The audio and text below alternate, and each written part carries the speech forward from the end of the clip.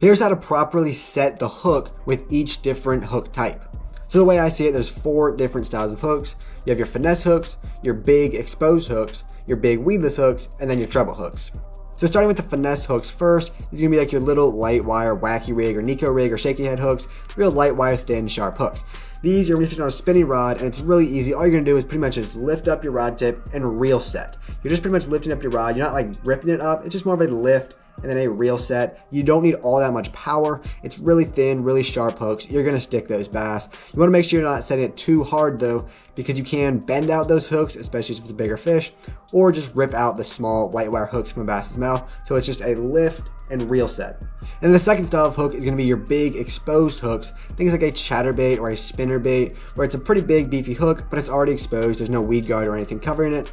These is gonna be a sideways, pretty aggressive hook set. I'm assuming you'll be fishing these on a bait casting setup. Pretty aggressive sideways sweep.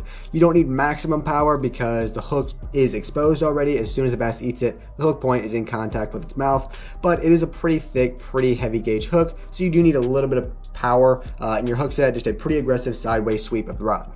Your third hook type is going to be your weedless thick gauge hooks. Things like a jig, where you have a heavy gauge hook and a weed guard, a frog, where you have 2 thick gauge hooks and you gotta collapse the body, like a flipping punching setup, we have a thick gauge flipping hook and it's got to go through the soft plastic. This is going to be your hardest hook set. You're going to reel down your rod tip, reel till there's tension, and rip up pretty darn hard.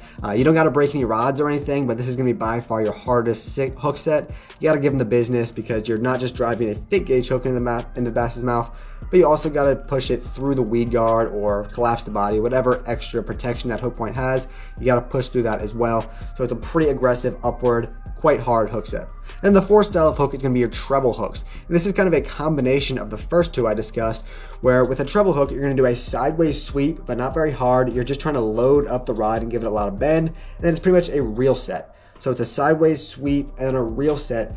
You don't need all that much power because the treble hooks are very sharp, very small. They're gonna stick that bass. There's 6 of them. You're plenty fine with just a mildly aggressive sweep. But the point of the sweep really is to load up that rod, get a lot of bend in it so that the bass can't get leverage and throw those treble hooks. But it's just a sideways sweep and a reel set pretty much.